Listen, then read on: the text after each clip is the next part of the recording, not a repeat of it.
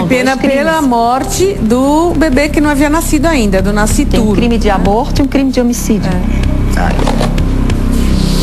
Que foi no caso do Igor, né? Foi o caso dele aqui, que Agora, é exatamente. É impressionante que o homicida passional, ele não se incomoda de matar a mãe dos seus filhos, de deixar os filhos sem mãe e sem pai, porque depois ele é preso, ele vai passar um período cumprindo pena, ele não pensa nem nos seus próprios filhos.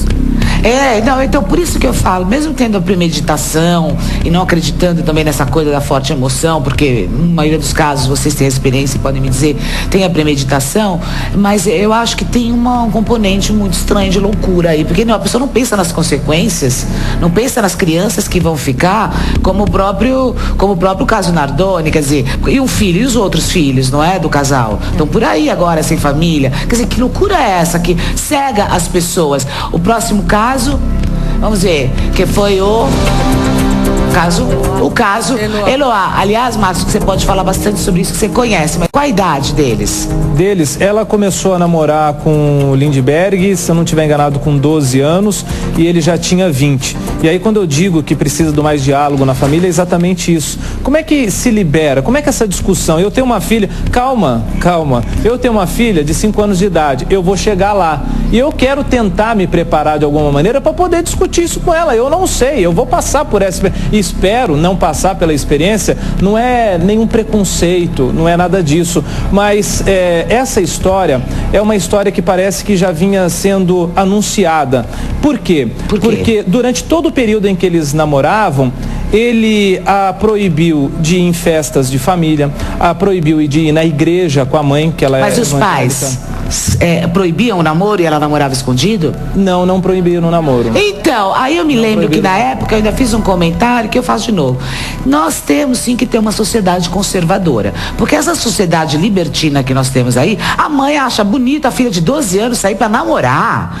Aqui vai namorar, menina, vai estudar, vai ter a vida inteira pra namorar. O negócio é esse. Que maturidade tem uma menina de 12 anos pra estar assumindo um relacionamento? Olha isso, olha no que deu. Ou então dá o quê? Dá numa gravidez precoce? É nisso que dá. Agora, veja bem, Márcia, a mãe dela, a dona Cristina, não está aqui para até colocar a posição dela. Não foi isso que causou, para deixar claro, não foi essa falta de diálogo que causou a morte da Eloá. Existe uma sucessão de erros, na minha opinião, e pelo que eu pude entender, porque até o subtítulo do livro, né, uma sucessão de erros, atrás de uma sucessão de erros, é por conta disso.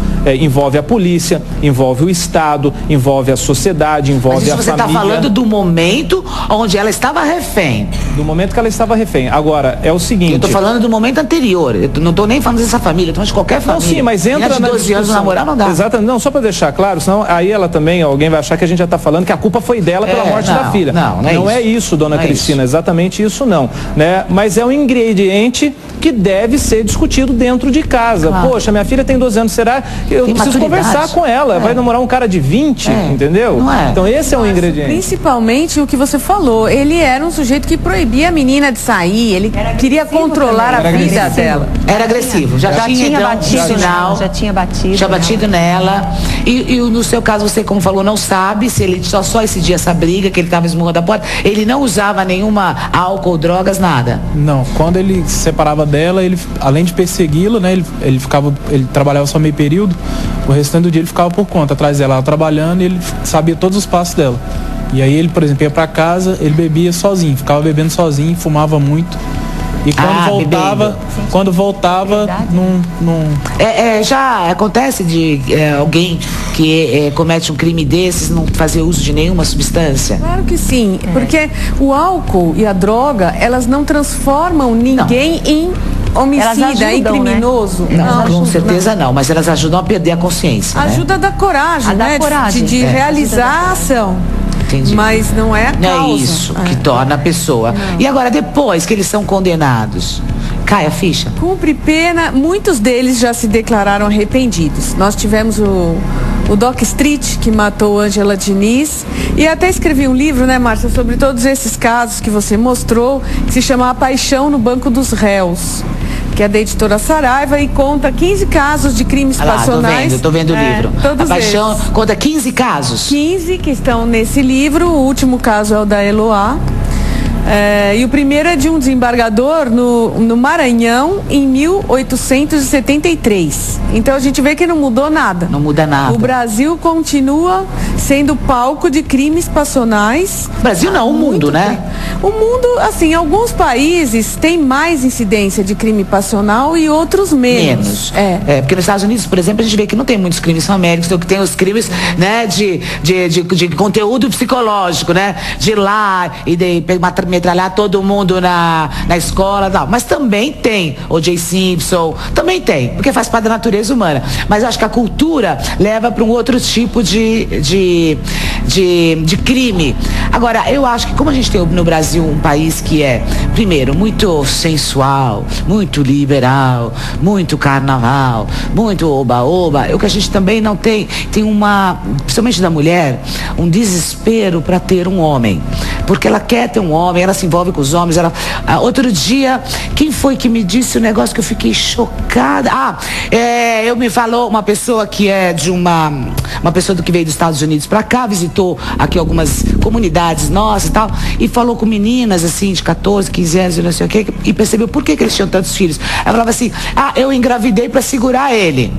Quer dizer, então aqui essa coisa, para segurar ele, para ter um homem, como se o homem fosse dar essa segurança, acaba se envolvendo com qualquer um e não vendo esses sinais evidentes. Porque, gente, tudo bem, eu sei que há exceções no sentido de algum cara não mostrou, mas em algum momento eu acho que a maioria deles mostra que ali tem algum perigo. Concorda comigo? Semana passada, quarta, geralmente eu faço o júri às quintas-feiras. Quinta-feira retrasada eu fiz um júri tava toda a família, era uma jovem de 24 anos e ela teve um relacionamento de 3 anos com um garoto de 25 anos. Então eles tiveram uma menininha e ela não suportava mais porque ele já tinha dado alguns detalhamentos de que era grosseiro. Eu fiz o júri, toda a família lá, o rapaz a matou com um tiro só no coração. Foi um tiro certeiro, ele disse que a mataria com um tiro só. E efetivamente ele fez isso. Terminado o júri, o advogado entrou com essa questão do passional, enfim. Terminado o júri, ele foi condenado a 18 anos por conta das qualificadoras que eu pedi. Por ser um crime hediondo, ele já começa em regime fechado, integralmente fechado. E a família, o que nos deixa assim contentes e felizes é que, terminado o júri, a mãe da garota subiu em plenário onde eu estava e me abraçou e começou a chorar. E ela dizia assim: durante 3 anos eu não consegui dormir. Conclusão, a família se sentiu agraciada por conta da pena que ele recebeu, que foi 18 anos, e porque, entre aspas, é claro que não vai poder a jovem retornar ao convívio social familiar, mas pelo menos eles viram... Houve uma punição, que já infelizmente no Brasil a gente tem que falar, pelo menos foi punido, que seria um absurdo. Quanto tempo demorou para ser preso e julgado? Foi 1 ano e 3 meses. Mas ele foi preso logo em seguida do crime? Em flagrante? Foi 1 ano preso antes do julgamento, que ele assassinou e levou o corpo dentro do carro e se entregou. Falou: eu briguei com a minha namorada, tá dentro do carro aí, e se entregou.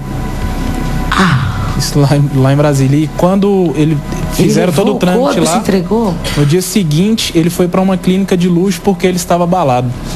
Isso já é uma técnica para entrar em processo de impunidade. Pimenta. Pimenta entendi. Saiu, já para falar, tá vendo? Tava tão abalado que eu mesma vim entregar. Olha, enfim, eu quero ouvir a opinião da doutora Mariana, mas antes não saia daí, eu volto já já.